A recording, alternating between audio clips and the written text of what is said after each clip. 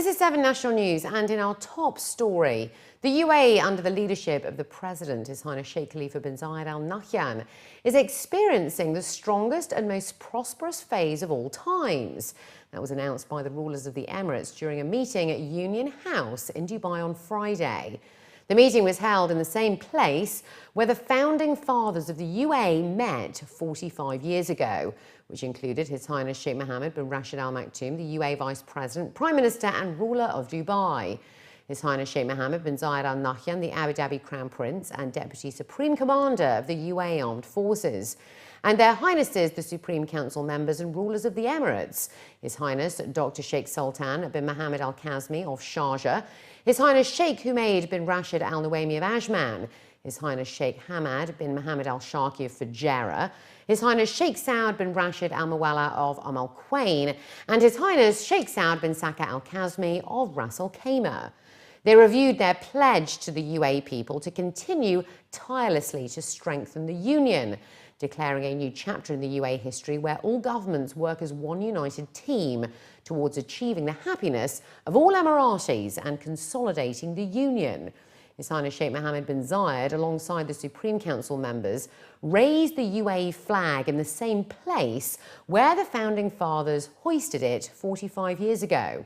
Their Highnesses said that the UAE is ranked at the top regionally in several development indexes, with more than 100 development indicators, and competes with its powerhouse economy, services, state-of-the-art infrastructure, and the happiness of its people.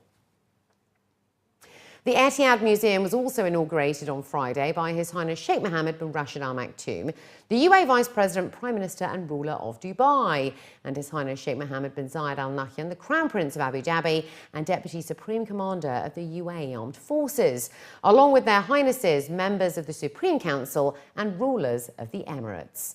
The museum, spread over 26,000 square metres, is located adjacent to the Union House, where the declaration to establish the independent state of the UAE and to bring it into effect was signed back in 1971.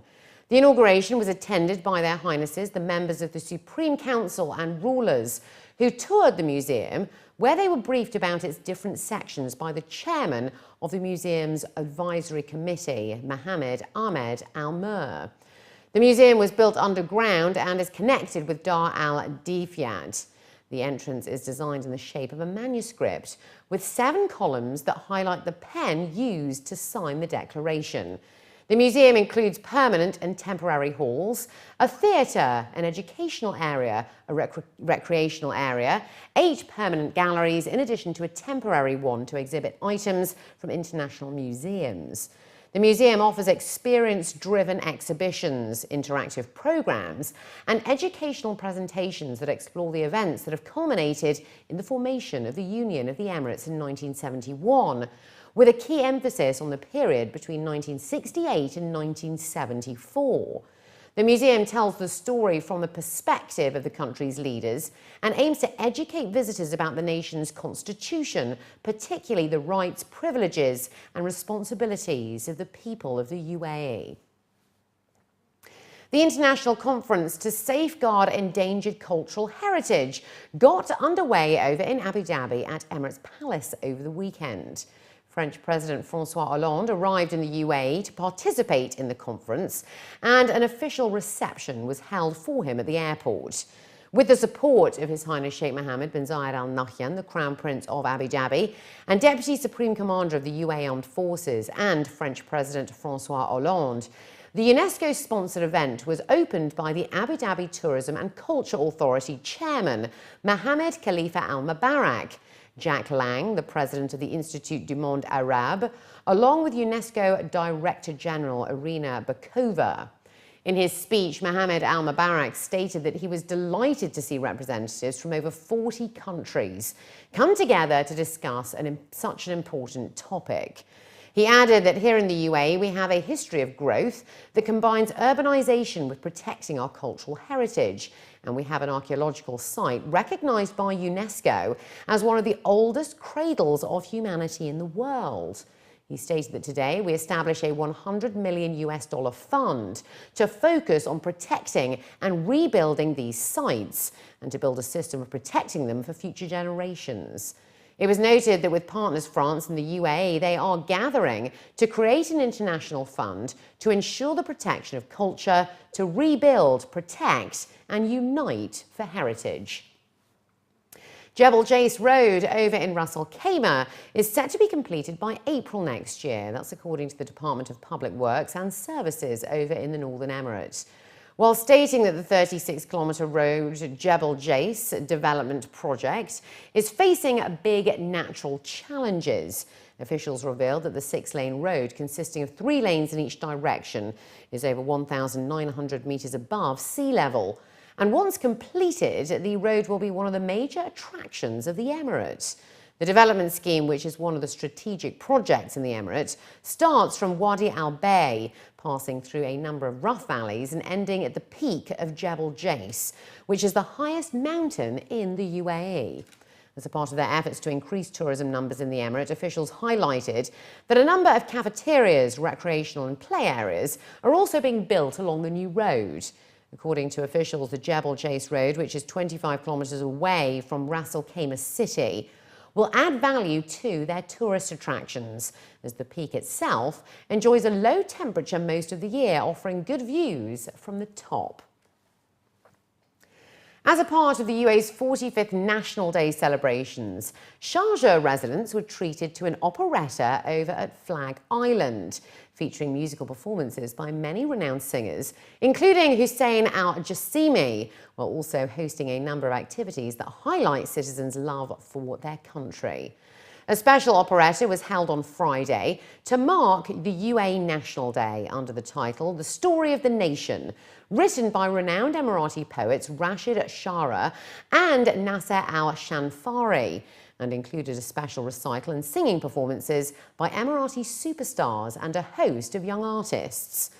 A musical performance titled The Authentic Past exemplified the UAE's great history, while a second A Nation story highlighted the country's shared visions, and the third act, Nothing But the Nation, depicted the strength, bravery and resilience of the UAE people.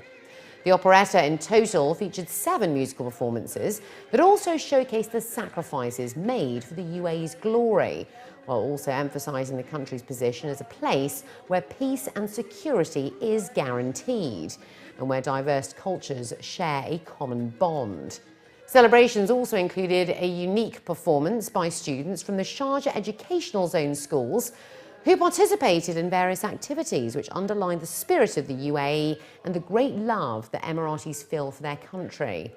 Among the events was a musical titled Sheikh of Humanity, which is dedicated to His Highness Dr. Sheikh Sultan bin Mohammed Al Kazmi, the Supreme Council member and ruler of Sharjah, who has established the Smiling Emirate as a beacon of science and culture and focuses on knowledge as key to human development.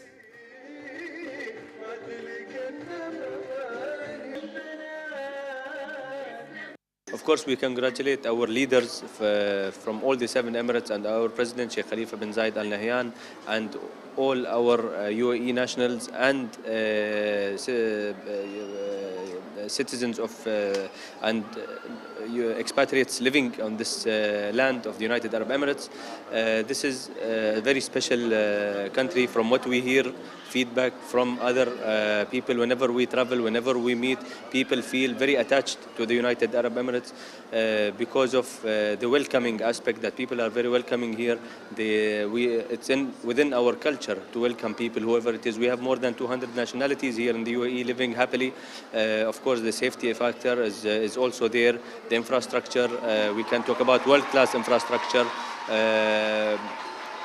This is really an achievement and accomplishment of the wise leadership of our country and of our people, and of the people also living here. So we are very proud being UAE nationals.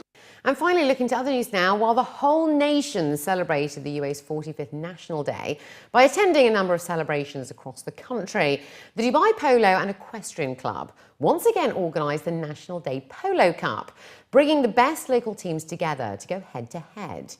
During an afternoon of glitz and glamour, a large crowd gathered at the club dressed in their finest to catch the action of what has been known as the sport of kings. Organised every year for the last 3 years, the National Day Polo Cup has been a unique way to mark the country's historic landmark, while for the polo players it is a much-needed preparation ahead of the new season.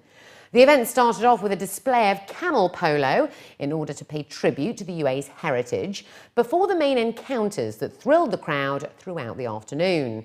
All eyes were on the local heroes, the Al Habtoor team, that have dominated the local polo scene for decades, as they were set up against the Bangash side in the subsidiary final, with a potential clash against the dominant Bin Dry side. According to the organisers and some of the players, polo is fast evolving to become a family sport due to the presence of the Polo Academy at the centre, as well as the opening of the new Habtoor Polo Club this year. We've got some really fantastic high goal players here today. We're very grateful to all our sponsors, Rolls-Royce and Bombardier and Nespresso and Elegant Resorts. So yeah, it's been a fantastic day, really good turnout here at the Polo Club. The club's been going about 10 years now, and I think polo's obviously it's the sport of kings, but I think what EMAR have managed to do here is to bring in that family feel. So we've been able to open it up to everybody here on UAE Day. So we've got the picnic side out there, we've got the general public coming, and obviously we've got a private function going on here. But there's a lovely catalyst in this club here whereby everybody can join in the sport here. The polo itself in the region is growing quite a lot. Al Habtoor Polo Club has just opened this year, which is a very good addition to the overall polo scene. A lot more teams are competing as well, and the level of polo is getting higher and higher. So it's a lot of interest. The equestrian interest has always been there in the Middle East and the GCC region. It's just that towards the game as well, we are seeing a lot of people getting focused and trying to get into the tournaments. Every year it gets better and better and bigger. We love it. We love to play. We love National Day. This is our country. This is our home. Whatever we can do to support, we try to do as much as we can. And it's great to be in the subsidiary final, the final, but the subsidiary final. And looking forward for a great match today. Polo here just gets better, and horses are coming in, and professionals are arriving every day, and the big season is about to start. So this is literally like the biggest tournament before the big season starts, and it's just incredible even just to see the level of polo just go from here to here. Every year gets better and better. Horses are better and better. Players, it's just wow, to be honest. Wow.